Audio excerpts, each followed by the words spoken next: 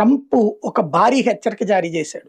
వాళ్ళ సైన్యంలో మొన్న ఏదైతే జోర్డాన్, ఇజ్రాయెల్ పక్కన ఉన్నటువంటి జోర్డాన్ మీదన ఇరాన్ చేసినటువంటి మిస్సైల్ దాడిలో అమెరికా బేస్ ధ్వంసం కావడం, యుద్ధ విమానాలతో పాటుగా పలువురు సైనికులు ప్రాణాలు కోల్పోయినటువంటి నేపథ్యంలో తమ సైనికుల యొక్క మరణానికి ప్రతీకారంగా అని కాకుండా వాళ్ళకి నివాళులు అర్పించేందుకు ఇవాళ ఇరాన్ మీదన పెద్ద ఎత్తున దాడులు చేస్తాం, ఇరాన్కి కాళరాత్రి చూపెడతాం, ఈ రాత్రి తెల్లవారులు ఇరాన్లో ఉన్నటువంటి కీలకమైనటువంటి స్థావరాలతో పాటుగా ఇన్ఫ్రాస్ట్రక్చర్ ధ్వంసం చేస్తామని ప్రకటించారు ట్రంప్.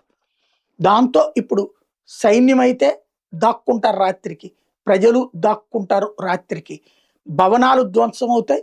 ఇప్పుడు యుద్ధంలో ప్రాణ నష్టం తక్కువ, ఆస్తి నష్టం మాత్రం ఎక్కువ జరుగుతోంది. మౌలిక వసతుల జోలికి పోకూడదన్న ఒకప్పటి సిద్ధాంతాలు పక్కకి వెళ్ళిపోయి మౌలిక వసతుల నాశనం అనేటటువంటి ఒక అరాచక విధానాన్ని కొనసాగిస్తున్నారు.